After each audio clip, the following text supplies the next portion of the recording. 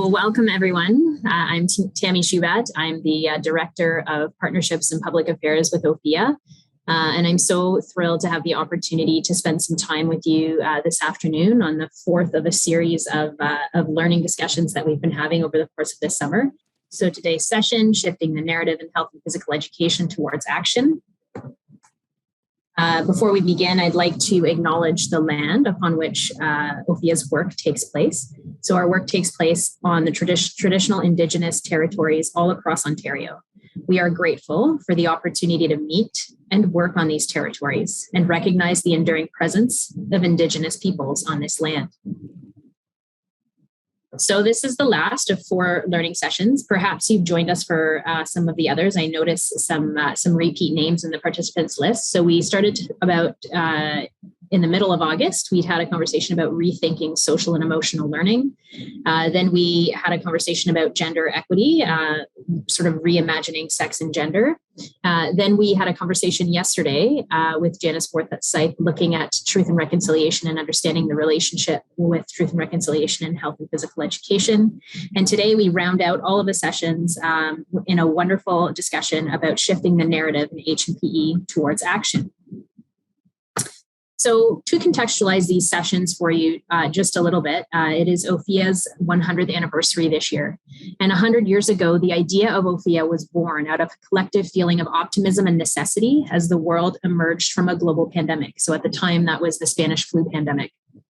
Educational institutions actually played a hugely important role in curbing the spread of the pandemic, and H&PE was regarded as the most effective single weapon with which to combat influenza and other communicable diseases. The idea that children and youth are able to gain the knowledge and skills to lead healthy, active lives is as important now as it was then. Since 1921, Ophea's mandate has focused on providing quality curriculum and classroom supports for teachers to increase their confidence, supporting healthy, active living education in multiple environments. When H&PE programs are delivered in healthy schools and supported by school staff, families, and communities, we know that learning is most effective. This is the best way to support children and youth to make healthy and safe choices. Those students can learn a great deal about respect for themselves and the differences in others. H&PE has also played a historic role in Canada's colonialism, and it is implicated in racist and oppressive behaviors within the education system. The concepts of equity, diversity, and inclusion are central to the implementation of H&PE, and by understanding the collective history of H&PE, we can begin to unravel together how this subject area can contribute to reconciliation and achieving its goals of respecting and celebrating diversity. So where we go from here is up to all of us. So thank you for joining us today and for being a part of that change. I'll just take a moment to talk you through today's presenter and our panelists. So I'm so thrilled to have the opportunity to have Tim Fletcher, Associate Professor from Brock University, joining us today. Tim is an Associate Professor in the Department of Kinesiology at Brock. He's a former H&PE teacher, and he now teaches future teachers. His research interests are broadly in teacher learning and self-study of practice methodology. With Deirdre Nee Cronin, Mary Immaculate College, Ireland, much of his recent work has focused on developing pedagogies that support teachers in prioritizing meaningful physical education experiences for their students. Tim is a member of the editorial boards for the journals Physical Education and Sport Pedagogy, Journal of Teaching and Physical Education, Curriculum Studies in Health and Physical Education, and Studying Teacher Education. He is chair-elect of the PHE Canada Research Council and is on the board of directors at Ophea. We have an awesome collection of panelists joining us today. We have Ken Leang, who's a vice principal at the York Region District School Board. Ken has been an educator for over 20 years. He's currently a VP at the York Region District School Board, and his most recent assignment was as an administrator in the school board's elementary virtual school. Prior to his role as a vice principal, he was seconded to the Ontario Ministry of Education as an education officer in the Safe and Healthy Schools Division. He also served as a York Region District School Board's curriculum consultant for health and physical activity, as well as the curriculum coordinator for well-being. Next, we have Nicki Keenliside, also a vice principal, but at the Toronto District School Board. With over 25 years in the education system, Nicki has now shifted her focus to a vice principal role, having recently returned to the classroom after a 3-year secondment as an education officer with the Student Achievement Division at the Ministry of Education. Prior to that, she was an instructional leader for K-8 H&PE with the TDSB. She's also co-president of OASFE. Nicki recently completed her master's in curriculum and pedagogy at the University of Alberta. Next, we have Milena Trejanovich, health and physical education teacher at Halton District School Board. Mel has been teaching with HDSB for almost 30 years, specializing in H&PE for grades 1 to 8. She has been involved in many projects over the years, including local and provincial initiatives to help promote and support quality H&PE programs. Most recently, she has taken a deep interest in meaningful PE approaches and continues to help and mentor others to better understand how to develop and deliver meaningful experiences for students. And last but not least, Andrea Haefele, an Ophea H&PE curriculum consultant. Andrea is currently seconded to Ophea, and she has been a part of many, many regional and provincial initiatives that support the H&P curriculum, healthy schools, and DPA. She is a strong advocate for people with disabilities and has spoken at professional learning networks such as the Hospital for Sick Kids, the Holland Bloorview Kids Rehabilitation Hospital, Jumpstart Charities, and Autism Ontario. She uses she, her, and hers pronouns and asks others to use the same pronouns in reference to her. So without further ado, I will hand it over to you, Tim, and enjoy the afternoon, folks. Thank you. Thank you very much. Thanks for that introduction, and hello, everyone, and welcome to today's session titled Shifting the Narrative in H&PE. Our task today is to try to bring together some of the ideas that have been raised in the previous 3 sessions to think about what these might look like in practice in your local context. I'll just say that there is likely no perfect response to this type of question, and having uncertainty about it is probably a clue that you are approaching it in a thoughtful way. I'll apologise in advance for reading off my notes, but these just help me to keep on track and stop waffling. I'm not sure if any of you have that problem, but I certainly do. I'll begin the session with this image, which some of you may recognise from the film Monty Python and the Holy Grail, where the king of Swamp Castle says with great pride, "One day, lad, this will all be yours." After initially asking whether it is the curtains he will inherit, but learning it is the castle and its lands, the prince eventually says that he doesn't want it. And I wonder if we were to offer current forms of physical education today to future generations, would they want it? In Hal Lawson's book, Physical Education Redesigned, he quotes the management scholar Peter Drucker, who asked about management systems. If we hadn't inherited it, would we do it this way? This doesn't necessarily mean starting from scratch, but asking what would we keep, what would we forget, and what would we add? And I think asking ourselves this question at a time of celebration and remembrance of legacy can be very generative. And so today I invite you to think about what your response would be as an individual teacher or other stakeholder, and what would it be if you or we as members of the field of HPE were to offer a shared perspective. To set the scene, we live in a place where the H&PE curriculum is recognised as a gold standard internationally. It acknowledges that teachers are highly qualified and have the skills to make sound professional decisions based on their knowledge of students, the local community, pedagogy, curriculum, and how those things intersect. We also live in a place where the Ontario curriculum embeds issues of equity into its aims and expectations, and it's designed to support the holistic development of students. These are all things that we should be proud of. However, with a curricular lens, Canada and Ontario is often seen as an educational utopia. So when we think about things like PISA scores, accountability measures, for example, highly specified and accountable curricula, teacher quality, such as those, our teachers are well-trained, they're well-paid, and they're highly respected, and to some equity, those are things that the OECD, for example, considers as standing Canadian education apart from other countries. However, in order to maintain an excellent education system, it's important that those who are embedded in it always cast a critical eye over what is said in the name of education. So we should be allowed to celebrate some important accomplishments, be confident that good things are in place, while at the same time not taking things for granted and acknowledging instances where improvement is absolutely vital. For example, if we take an equity and implementation lens, particularly in HMPE. We might think of, for example, the lack of PE specialists in elementary schools. We might think of time allocation and so on. So if we take those equity and implementation lenses to think about the claims about Canada's education systems, the view of Canada as an educational utopia is what we might call distorted, and an urgent redesign agenda is apparent, particularly when experiences of Indigenous Canadians and other minorities are placed in focus, as has been mentioned in several of the other sessions. We might think about, for example, the legacy of sport and PE as tools of assimilation in the residential schools, underfunded on reserve schools, and so on.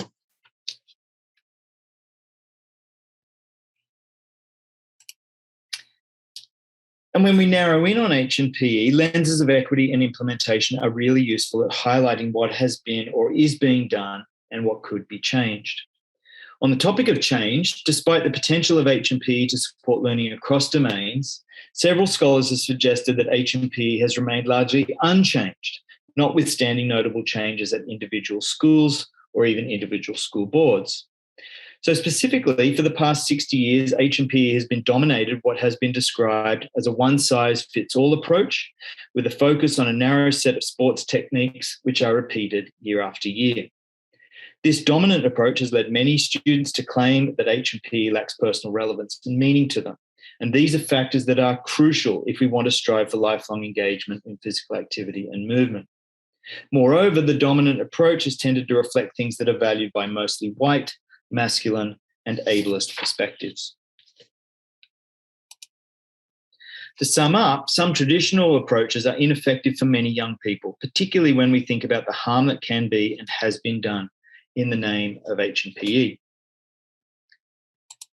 And to reiterate how the dominant perspective of H&PE reflects mostly white, masculine, and ableist ideals, research has shown how H&PE has served to further marginalise many students according to, for example, their race and ethnicity, gender and sexuality, ability, body shape and size, their ability to access movement opportunities by location or by cost, or whose interests in movement do not fit with traditional sports techniques. So in tying together some of the things that we've learned in the previous 3 sessions and in reflecting on your own experiences, your understanding of students, the curriculum, your local communities, and in keeping in mind that overarching question that if we hadn't inherited it, would we do it this way? We might ask ourselves and one another, what might a version of H&PE look like where the narrative comes from and authentically represents the needs and interests of a highly diverse student population and their communities? And what might a version of H&PE look like where all students can say that H&PE is personally significant to them and positively impacts the quality of their lives? In the previous session, some hope and plans for the future have been offered that disrupt one-size-fits-all approaches and give us some concrete ideas about what we can do to address these types of questions.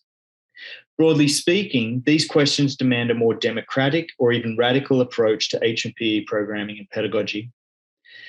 An approach where the potential harms of HPE and schools more broadly are acknowledged, addressed, and disrupted. Where each student can say with confidence that they've been invited to use their voice in HPE and that their voice has been taken seriously into how local H&PE programs are designed and enacted. Where students are provided with ongoing opportunities for both individual and collective impact. So unfortunately, but as you're probably well aware, there is no recipe book to help answer these questions. The answers will differ according to local context, student demographics, student needs and interests, the organisational culture of the school, and the abilities and expertise of the teacher. But some approaches are better suited to addressing equity agendas or in providing a foundation for redesign and thinking about a type of H&PE that better suits the needs of a highly diverse student population in today's schools. In general, some pedagogical approaches that support this agenda include those that provide students with an opportunity to use their voice and choice. Now, this is negotiated. It's not a free-for-all. There's been some research that has just shown if you open up the class and say, what do you want to do today? That becomes akin to a roll out the ball approach, which isn't helping. It actually does the reverse. Inquiry approaches, negotiated assessment schemes, negotiated content selection, and socially just inclusive practices. It also includes those where students can make specific connections to their lives inside and outside of school, such as where they're able to make links to other subjects, where they're able to make links to other movement opportunities in the school, where they can make links to other movement opportunities in the local community, and where they can inquire into how equitable local community access is in ways that they can advocate for themselves and for their classmates.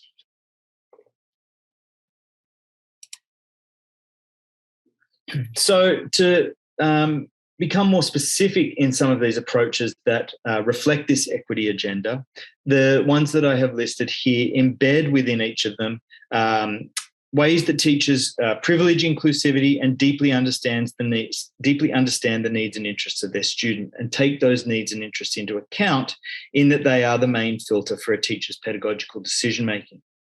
These specific approaches package together some of the general pedagogy referred to in the previous slides. For example, teaching personal and social responsibility, or TPSR. That work was originally published in 1995, so it's not exactly new. However, in that approach, student needs and interests are filtered through ways to support their personal and social development. So there's a very strong SEL focus, while recognising and respecting the rights of their peers and other community members.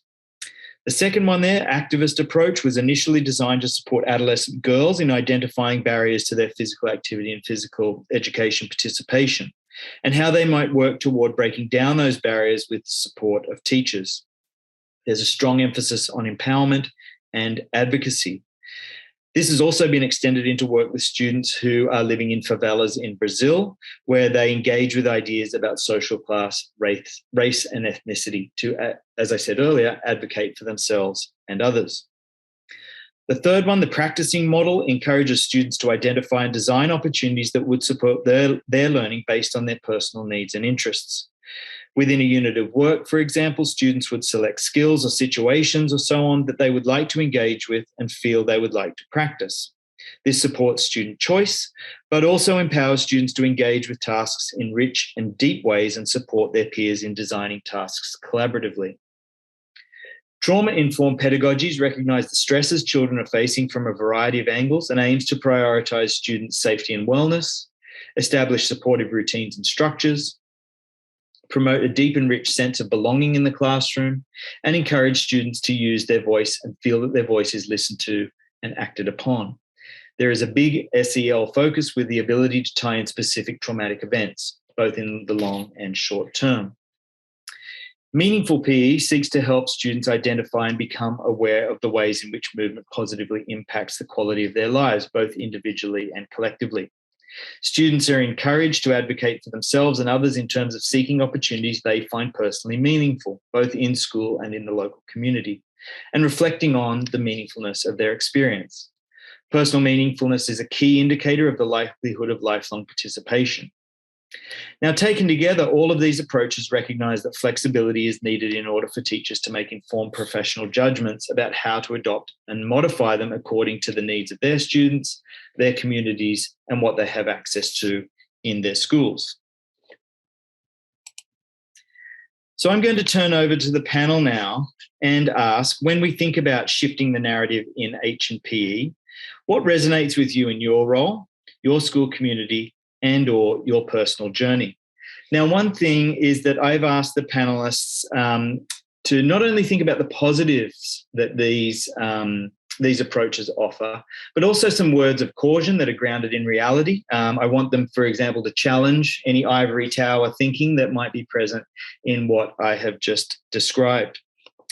And as the panel are sharing their thoughts, we also invite you to contribute your response to this question by accessing the Jamboard, and Tammy will put the Jamboard link in the chat. Please, Tammy. And you can use the sticky note tool in the Jamboard to post a question or comment, and that could be raised by Tammy or Andrea as we try to facilitate a discussion. But I'm going to try to facilitate a discussion amongst the panel. The order that we're going to go in is Mel, followed by Ken, Nicki, and Andrea. And so, Mel, if you're ready, I'm going to hand over to you to think about how we might be able to shift the narrative, what resonates with you in your role, your school community, and or your personal journey, and any words of caution that you might have in taking on these approaches. Thanks, Tim. Hi, everybody. Welcome on such a beautiful afternoon. I'm going to wish everybody a happy new year, as I do every, it's tomorrow, September. Every September 1st, I wish all my colleagues a happy new year. It's the real new year. Forget January.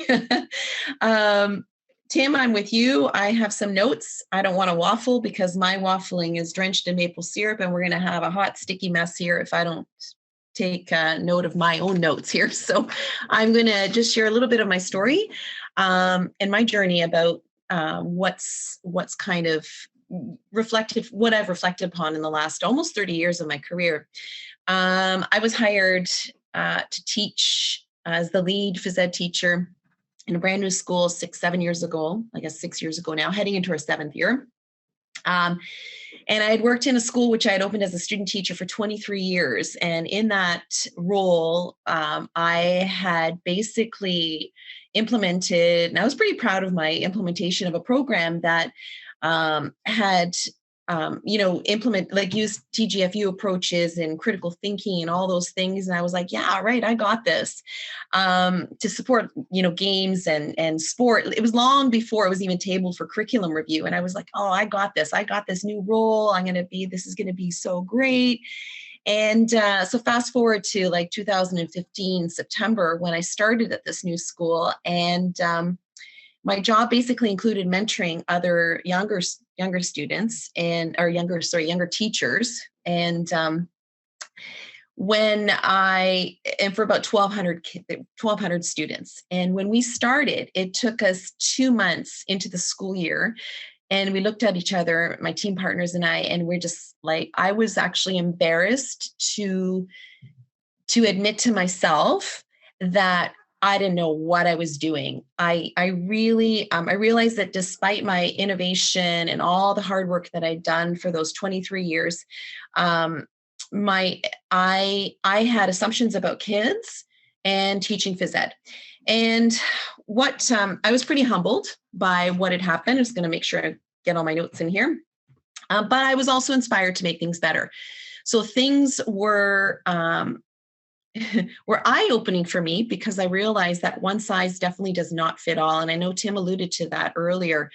And I was embarrassed. Like I said, I was embarrassed to basically come to terms with the fact that what I thought I knew, I most definitely didn't. And I think one of my key messages to all of you is that reflection is so, so very important. And basically I reflected on, okay, why have I not applied my principles of knowing my learners instead of diving in and trying to fit like a square peg in a round hole? I don't know why I didn't do that. And it took 2 months. I think I had this great program and I thought, here I'm coming in, I'm going to model it all for everybody. But it didn't work. So we shifted gears. We had to stop. We had to look at the program from a more culturally responsive perspective, really, in order to meet the needs of our very, very diverse community. Many of these students had never had formal phys ed. And I needed to develop those relationships. And don't get me wrong, that was always a big part of what I had done in my career, but now more so. I used my position of privilege to make things more meaningful and relevant to them, and also to ensure things were equitable and respectful while building this supportive environment for them. I'm going to have a shout out here to Joey Fife. I don't know if anybody ever follows Joey on what he has to say. He's on physicaleducator.com, but he says, spend less time focusing on what you expect of your students and more time on what you expect for them. And that really kind of was this picture of like, yeah, why am I so worried about curriculum here? It's not important right now. The curriculum pieces had to wait and until I had more positive relationships and I had to know my kids' stories. So basically the student voice and choice and all that had kind of come in, and learning opportunities finally became more meaningful And we are en route now. I feel like that all those pieces of, I wanted for them, I wanted them to have fun. I wanted them to build positive social interactions with their peers. So all those pieces have kind of come together now, and I feel that they're excited to learn, and they realize how movement now impacts their lives beyond the gym walls. So I feel like it's been quite a journey for me, and it's still evolving. So it's never going to end, probably till I retire. But this is kind of my little piece of what I've learned over especially the last 6-7 years at this school, and not to just assume that we think we know it all, because that was pretty humbling. That's wonderful. Thanks, Mel. And I know you're too humble to share your work, but I'm a little more shameless. And so if anyone is interested, shameless plug here for a book that we wrote on meaningful physical education. And Mel has a chapter in there about how she applied some of these ideas in a gymnastics unit with her students. And it's an absolutely fantastic chapter, well worth looking out. And while I'm not expecting you to shell out money, you might ask Mel if she can send you a copy or something like that of her chapter. But it's fantastic and goes into a lot of detail about those very honest reflections that you've included there, Mel. So thanks, Tim. Thank you, Mel. So just Andrea or Tammy, is there anything? Do you want me to pass? Is there anything coming up on the Jamboard yet, or do you want me just to go straight on to Ken? I think I'll perhaps just flag a few, and hopefully folks are comfortable if they'd share, but there's a few along the lines of this concept of, I used to start with the curriculum expectations, but now I know that getting to know the students first and their experiences is just as important. So there are a few comments along those lines, which is, there's some great insights to see. Yeah, we often talk about, starting with the why, the what, and the how, but that misses the who. And I think that's the most important question in many situations. But hopefully we can take up some of those responses more specifically later on. So Ken, I'll hand over to you. Thanks, Tim.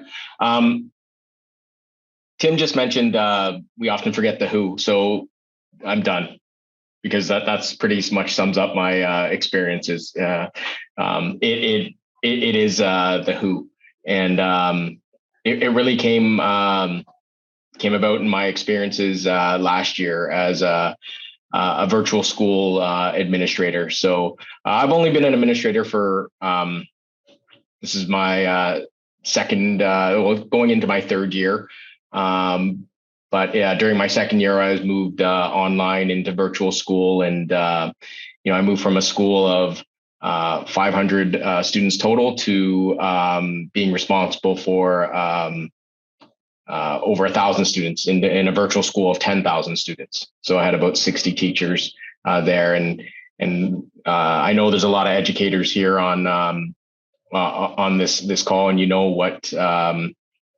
How stressful it was, and how the mass confusion last September.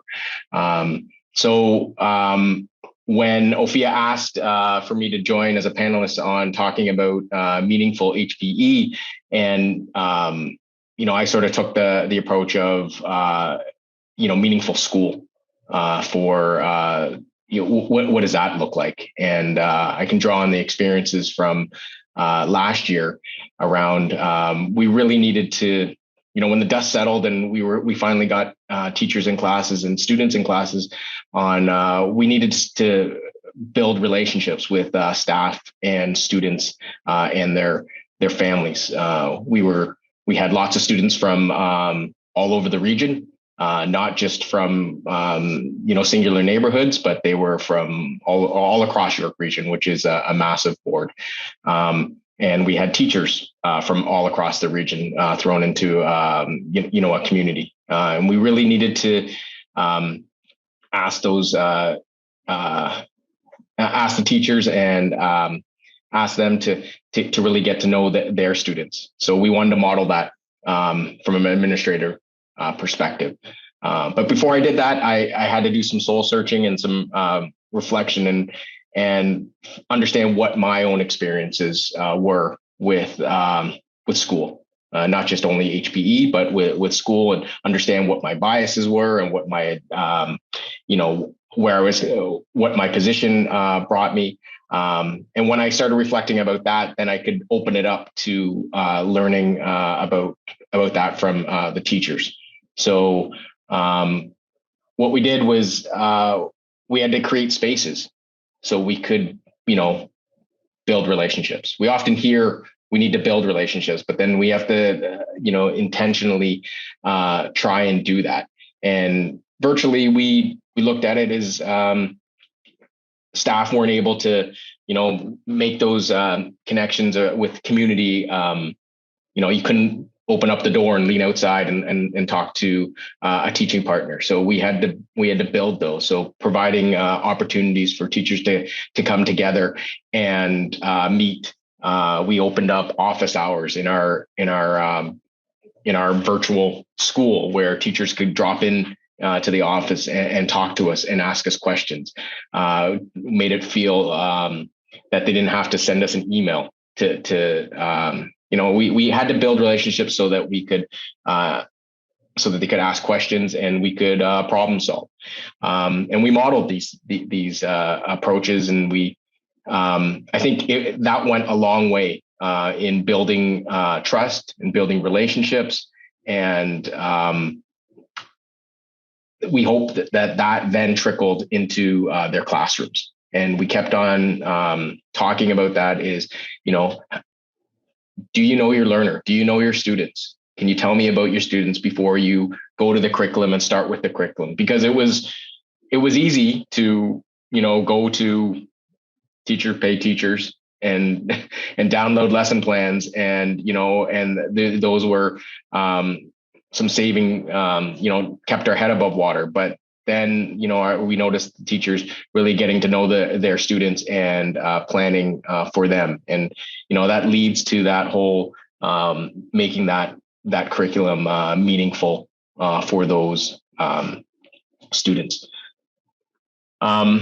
We asked teachers, to share, the conversations that they were having with families. And we also opened up, our ability to have those conversations with those families. Families didn't have the ability to come into the school office and talk to, the principals at first. But once they knew that we could set up, a Google Meet or a Zoom call and meet on their time, it really helped in strengthening that relationship, and we got to know those students.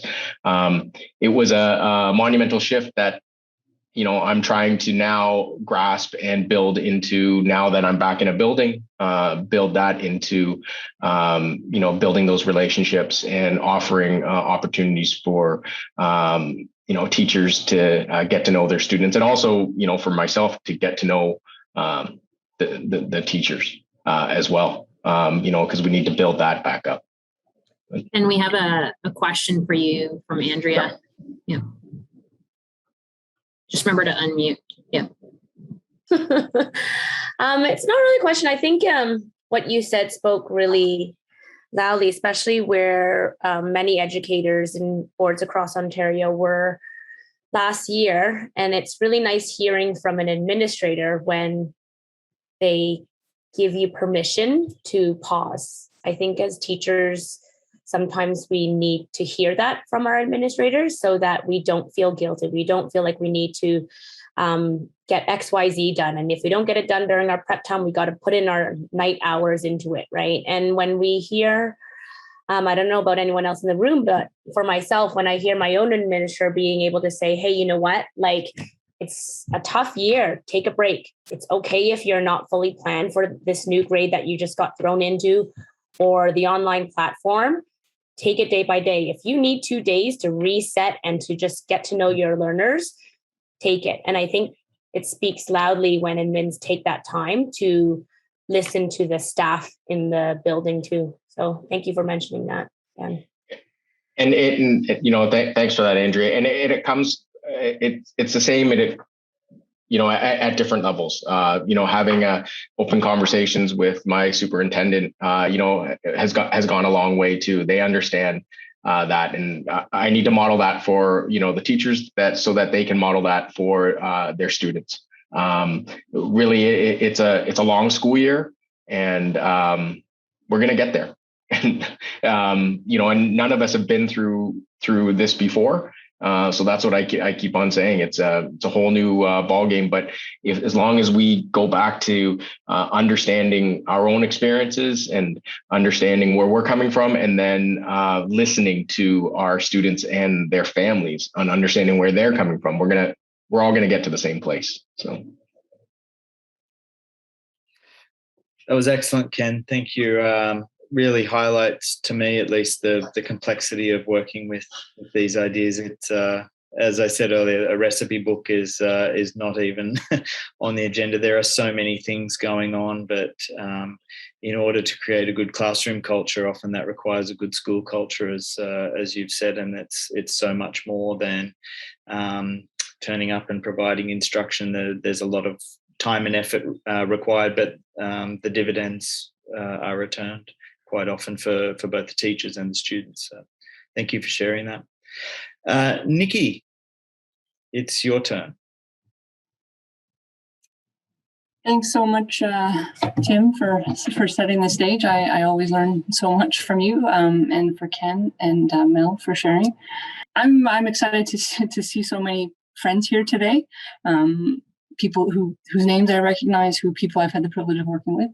And for those of you that I don't know, I think I heard it best today on the CBC at lunch. They were doing a special today on educators, and they asked people one thing you never told your teacher but wish they'd known, or that you wish you could. And I think what resonated me with this whole program was the CBC was very clear that the teachers are the heroes here. So what I wanted to begin with that message to say, so thank you for being here. Thanks for taking the time to take the time to be here, which is one of your last days of the summer, to be here to learn, to reflect. So I suspect for some of you, what you're hearing, may not be new because you're already continually learning. So, but regardless of where I worked, my priority and my focus was always about enhancing student learning and their student experiences at school, and doing it in a way that reflected my core values of kindness, optimism, and respect. So I'm just going to take a second and ask Tim to put up the slide, because there's a quote that I've sort of centered in thinking about today's discussion and thinking about my lived experience and my personal journey. I think I want to start by talking about vulnerability. I think when we intentionally set out to shift the narrative, and as outlined in this Brené Brown quote, is that with that vulnerability comes meaning, right? So Brené Brown describes vulnerability as uncertainty or risk or emotional exposure. I think of it as that shaky, unstable feeling you get when you step out of your comfort zone. It kind of forces you to loosen control. So I centered this quote before sharing my story, because when we're out of our comfort zone, when we're exposed, when we're vulnerable, I have to say personally that my work has been the most meaningful personally and professionally. It's had a positive impact on student learning, relationships with colleagues, and it really seems central to me being able to say to you just how amazing the last 2 years have been coming full circle, in spite of a pandemic, in spite of labor unrest. So I've had the privilege of working in many spaces. This is my second year back in a school setting, after being in roles at the board office and a couple of years at the ministry. So I think I've also put on the screen 3 images, which people have notes, I have notes, but I have to admit, I do get a little bit nervous, so I will read from them when I need to. But I chose these 3 images, and hopefully I can speak to them well. I chose a clock, and I think because even I've had this great experience, I went to all these places, I learned a lot, and then I went back, because the further away I got from the classroom, the further away I got from being with students. So I got a chance to go back, right? It was like, wow, I'm taking this course with Tim. I've got all this information. I'm taking meaningful PE. And I put a clock there because change takes time, right? So I think that when I returned to the school, I needed to learn everyone's name. I needed to get to know them. While I did bring all this new knowledge with me, it was challenging at times. I felt exposed. It took time. I built trust. I got to know my students. But I will admit, and I think this is a key learning for me, is that for some of the students in the older grades, the shift in the culture that I was was based on my understanding and where I felt it was important that we went based on what I learned about their experiences previously. So some of the older kids, I had done some surveys. They really weren't enjoying health and phys ed. There were certain things they were uncomfortable with. So once I got some of their ideas, and they sort of had an understanding of where we were going with meaningful PE. What I hadn't factored in their understanding of this shift in culture was that they had their own experiences in phys ed as well. So for some students, the new model of learning with meaningful PE, with looking at the framework that ensures that we're having just the right challenge, we're developing our movement competence, we're connecting socially, we're having fun. For some, this wasn't working because all they had known in their experiences was a sport model, right? So they were like, we need to play football, we need to play basketball, we need to sit in squads. Why aren't we sitting in squads? And so what I wanted to say with this first one, it takes time, but when you know why you're doing what you're doing, and when you're clear with your students, and when you're honest with them, and you share why you're doing it, they come along and they join in the journey. And I think even though this was a work to rule year that I went back, and even though the pandemic hit in the middle of this first year back, I think I did eventually win them all over in terms of the role of meaningful phys ed, meaningful PE, like why they're there, and why it's a subject in school, and what it can mean to them. And I know that I wrote the time down. I think I have time for the middle part. I shared with you a picture of something I did this year. I had an opportunity, which I was very nervous about. I'm a middle school health and phys ed teacher. I've taught grade 6 and grade 7. Last year, I taught grade 1, 2, 3, a brand new division, and I had to teach the privilege of teaching dance, music, and health and phys ed. So again, that vulnerability piece. I've never taught in this division. I had never taught 2 of these curriculum. But I think what was so fantastic about it was I really saw the value of meaningful PE, and I really saw that the heart of PE is play. And I also saw that students are competent and capable when they arrive in our classes. And it doesn't matter what grade that is, right? Teachers kept saying, you can't do that. They're only in grade 1. I'd be like, we're going to give it a go. And you know what? They were successful. So many kids grew their movement playground, things that they couldn't do before they arrived.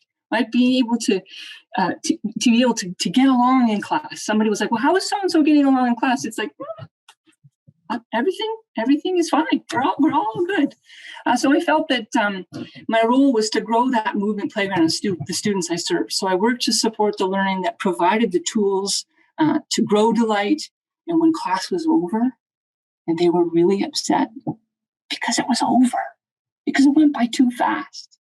So it's you feel vulnerable when you're making this change, when you adopt one of the models. Tim shared many models, and I forgot to write down what slide it was.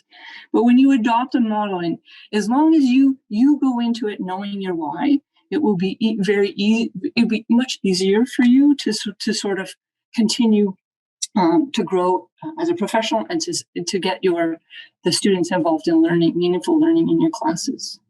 The other thing I wanted to say, there's no absolutes, but you really, in primary, and I think when I would love to go back to middle school, because I think I learned so much about learning this year, is you really could see the enjoyment of class time when you look at this, the intensity on the students' their face, and you learn to read their body language. In primary, it's very obvious, right? So I think that was another key learning. So on the picture in the middle, I asked the students to illustrate them in PE. So these ornaments that they made, keychains, some of them turned them into keychains. I hope that they treasure them, and I hope they remember how they felt about PE and how they were performing, how they were playing, how they were enjoying PE in grade 1, 2, and 3 as they got older, because they were so confident, so capable, so amazing, so wonderful to spend time with. The other thing I wanted to focus on is that when you're making the shift and you're changing your practice, you don't have to do it alone. Find your people. Your people may not be in your building. Your people may be here in this call. There's 39 people. So find somebody, because other like-minded people who are willing to make some changes in their practice and establish that community of practice. So you're able to make that knowledge transfer. You're able to share information. You're able to support each other.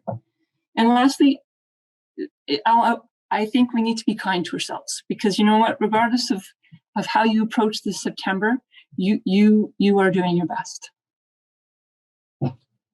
And that is way over my time, but I'm going to throw it back over to you, Tim. So thank you. That was excellent, Nicki. Thank you. There were so many gems there, and I'm glad that this is being recorded. Definitely. And again, highlight some of the complexities of doing these things. One thing that I was picked up on at the start, you talked about your own vulnerability or the vulnerability of teachers as well. But I think in shifting the narrative, we're also really coming to recognize the vulnerability that many students have in our classes. You spoke about feeling exposed, building trust, and a lot of our students are doing that every time they step into the gym doors, and working with that vulnerability, with our own vulnerability, that is perhaps where we can push things in new directions. Another interesting thing when you spoke about, students sort of rejecting new versions of PE because it wasn't like their old, just like teachers have done what they've inherited. Many students find it challenging to adopt those things. But as you said at the start, takes time, patience, but getting to know your students and really asking that why is a really strong justification. It was fantastic. Thank you very much. Tammy and Andrew, did you have anything burning from the Jamboard? There's lots of action in the chat that I can see. Yeah, there's some good action in the chat, and some folks who were feeling challenged with the Jamboard. They've direct messaged me their comments, and I've inserted them there. So I think there's some really great insights, again, emerging in the Jamboard. I think this concept of vulnerability is reflected in some of the comments, even just in this context of this perception of, as the educator, we need to know everything. So that sort of decentering of the educator as needing to have all of this knowledge, but rather in a space of it's okay not to know everything, and, pausing and taking the time to, engage with these little humans who have, histories and stories and all of these things that we need to know and learn about in order to create a meaningful experience together. So I think the concept of vulnerability is nicely reflected in some other folks' experiences on the Jamboard. Great. Thank you, Tammy. Andrea, I'm going to pass over to you now. Thank you. Keep it on this slide. I really like this slide that Nicki made, because the first thing I also think about when I see the word vulnerability is also changing our own practice in our program and connecting it back what Mel was saying, that it's okay to change our program. It has to change every year too, because we have many different students every year, different community, different platforms. And when I connect this to the guiding question that you posed, Tim, in regards to what resonates with my personal role in my community and also my school, I wanted to start off by sharing how my role as a parent, raising a family, 2 children, one with complex needs, multiple disabilities. Her name's Bella, and how that intersects heavily in my role as an educator, and how that definitely has shifted and impacted how I teach and how I deliver my HB program, and also just extending beyond this subject area. I wanted to share a personal story and give a little glimpse of what our family's challenges are. When you think of a playground, your community playground, okay, picture that at the end of your street or in your neighborhood.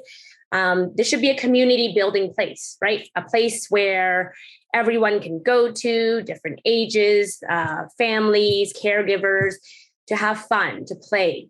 For myself and for my family, and even up till now, I really dread going to playgrounds. It's very tiring. And when I say tiring, it's a lot of work, emotionally and socially for myself, because to put it in a very simple way, it's very hard to advocate for our own inclusion. So my daughter is 12 years old now, physical disability, vision, also walking. She has a wheelchair, can walk, but with assistance. Now that she's 12 years old, she looks a lot taller, older.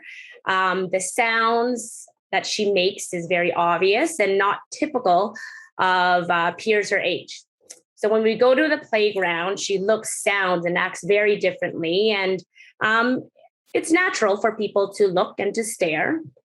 And when I make the connection between my role as an educator, I used to think a physically accessible space was the key to inclusion. Everywhere I needed to go, as long as it had a ramp, rails, electronic doors, accessible bathrooms. I used to think that was like the be all and end all of an inclusive space. I do a lot of work in my community, raising awareness of accessible playgrounds. But what really shifted my mind, and I guess my approach in terms of what playgrounds are in the community, is my experience going to an inaccessible playground last summer. So we were driving in another community, and my son saw this really cool playground, and he asked to go. I didn't want to go, but my husband said, let's go, because, okay, it's also my son's experience too. Right away, I look at the playground. There's a curb, there's grass, it's sand. Okay, I'm going to have to be Bella's shadow. And I always go in a mind frame, oh crap, I got to do all these things to make sure she's included in the play while my son is able to go into the playground, because he doesn't have disabilities. So I roll Bella up into the playground, and we just sit there while my son plays. And immediately Bella's screaming and she's laughing because she loves watching movement. And two kids came up to her and just were looking at her. And that's very normal for our family, because she's very interesting looking. She's happy. She's screaming. And they're curious. I get it. They're kids. My son comes running back from the playground and says, and he always says it as a matter of fact. This is my sister. She has disabilities. If you want to play with her, you can try peekaboo. I was like, oh, crap. You're great. I don't have to do anything. My son just shared it all. So in my head, I assumed, okay, these kids will probably just run away because Bella's different. But these two kids just started playing with her. They were running around her wheelchair, playing peekaboo with her. And Bella was laughing. So I said, you know what? Let me take advantage of this. I took her out of the wheelchair, and they were just playing outside of the playground. Then my son saw this, and he started to join the play. And I just took a pause in that moment of time where I realized that in such an inaccessible community space, it was made so accessible for our family. The experience itself was I still remember it. I'm talking about it now. And when I refer back to this question, what resonates with my role as an educator in my community, whether at my school or my role now in Ophea, I now think that in order to work effectively to teach all of our children, the whole child, we need to really take the time to understand the complexities of all of our differences. And as simple as my son telling some other kids how to play with my daughter, and that was just the bridge of play. That's so powerful to fuel empathy and fuel action in such a physically inaccessible space, right? I don't want to keep rambling on, but that really made me re-examine what designing an inclusive space looks like, sounds like, and feels like. And I have another slide, if you can turn to the next one, Tim. And take a time to read it. This quote was shared with me by Ken many years ago. He found it, I don't know, on Twitter or something. And it says, if everyone in our school had your attitude, what kind of place would it be? I love this quote. I have it on my phone. It's a quick check for myself. Think about your role when you go back to your school communities, or if you work at a board level or the ministry, and really think about who you are, what you've learned over the past few years. And it starts with us and our actions and our words. And the physical space can only go so far. But when we really take the time to just respond with empathy, and we don't have to know it all. You might not know, but your actions and words can go a long way. And like what Ken was saying, to the students and their families, right? Yeah, I think that's it. Hopefully that answered the question. Thank you very much for sharing that, Andrea. That was wonderful, very touching. An example or exemplar of vulnerability in action there. But some, and in the chat, some words encouraging and supporting and saying thank you, gratitude for sharing that story as well. You made a really nice, interesting point about the way, I guess, that you've challenged your assumptions about, in terms of the physical accessibility, but also, how we need to maybe, or how you came to think about accessibility from the social aspect as well. And that sort of metaphor of playgrounds not only being physical spaces, but the metaphor of a movement playground, and how we want ultimately all children in schools to be able to find and access their movement playgrounds, whatever physical setting that may be in. But beyond the physical setting, it takes advocating for self, advocating for others, just like your son advocated for his sister. A really nice example there of how we can start to be much more mindful about the individual needs and desires of children. It was fantastic. Thank you. Tammy, anything else that we've missed? I think there's perhaps been a bit of a pause on shares on the Jamboard, because I think there was a lot of attention being paid to what folks were sharing. So, which is wonderful. So yeah, I think, I've gotten a few direct messages, and I think I'm always, I'll just say personally, always like humbled and a little emotional at how amazing the folks are that we get to work with. So thank you for those wonderful, for being vulnerable, all of you, and for sharing. It's perhaps a recency effect, but thinking about the Truth and Reconciliation presentation, we had the opportunity to attend yesterday with Janice. And I think she provided, both like a historical context to, the experiences of Aboriginal peoples in Canada over time, but just how, the harms and the colonialism continues to occur. And so just thinking through, what is meaningful for our students and for Aboriginal students, just sort of really had me thinking about how much, there are ways in which we can get to know our students by engaging with them, but they also all have aspects of their histories and of their stories that are hidden and that they may never share.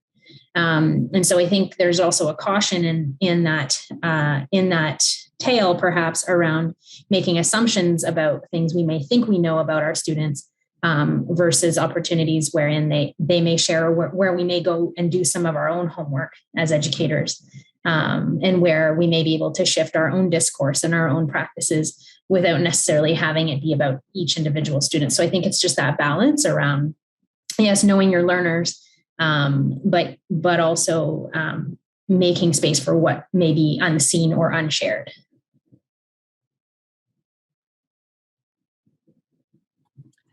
Tammy, I know I've already shared, but I wonder if it's about also thinking about the need to be uncomfortable with being uncomfortable as educators. Like with every session, I think because I have only recently made the transition from being a classroom teacher into going to a VP role, there's been a fair amount of professional learning provided for those who are making the transition.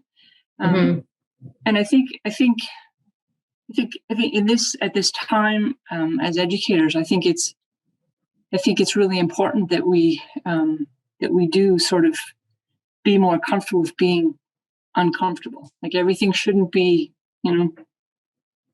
the status quo. If we are going to disrupt, if we are going to transform, if we are going to truly make a difference, there's going to be some uncomfortable moments. Yeah, absolutely. I think about that all the time. In the context of sometimes if we're feeling a little too comfortable in a situation, we should ask ourselves perhaps like what we're missing. But Mel had us reflect on that just in the context of her narrative and the discomfort and the perhaps confusion that she felt at the outset of that her new role. So yeah, I think that's an excellent point around if we are part of the dominant, or if we're part of that dominant narrative, it's easy to fall back into a space of comfort. There's a couple of comments in the chat right now that I'll just draw your attention to. So some folks, noting there's some work that they're working on and how this session has been useful for them. And just a note around how relationship building in general can be uncomfortable, depending on who we are. And so, needing to guide our teachers to enhance their ability to do this. I'll just take a quick peek at the Jamboard. Yep, go ahead. Sorry. Sorry, Tammy. Just building on that last comment in the chat around relationship building can be uncomfortable. It definitely can be uncomfortable, and it definitely takes time. So, I had the opportunity to, after being in virtual school, to come back to the building that I left, and I said that to my superintendent. I definitely want to go back there because I invested a lot of time that first year building those relationships, and there was still more to build, and there's still more to do. And that's why I wanted to come back. I was selfish in that reason, but I wanted to see it through. So it does take time, and it doesn't, just because I open up my office one day, it doesn't mean that I built a relationship, right? So we have to put work into it. So, and that's the same thing with our students too, right? Yeah, that's excellent, Ken. Thank you. And I want to draw attention to Karen's comment in the chat, because I think it also resonates with just this concept of, what students are sharing about themselves, or what, due to perhaps like some trauma or harm that they've experienced over time, what students are perhaps quieter about or not able to share, even in a one-on-one situation. So just, knowing that it's okay perhaps not to know everything, and that there are certain things that students may not even know how to share. So I think that's a great comment, Karen. Thank you. But I will perhaps capitalize on this opportunity as I'm seeing the participation sort of dwindle, just to say, I think this learning series has been a privilege and a learning opportunity for Ophea as well. As we venture into the next 100 years, thinking through how we as an organization will play a role in shifting the narrative. And so this is just the beginning. And we're really grateful for those of you who have joined us on this journey. And we look forward to reconnecting with you and to continuing this dialogue, because we are learning with all of you. So thank you for being vulnerable with us, and for sharing some of your experiences, and some of the opportunities that we have ahead.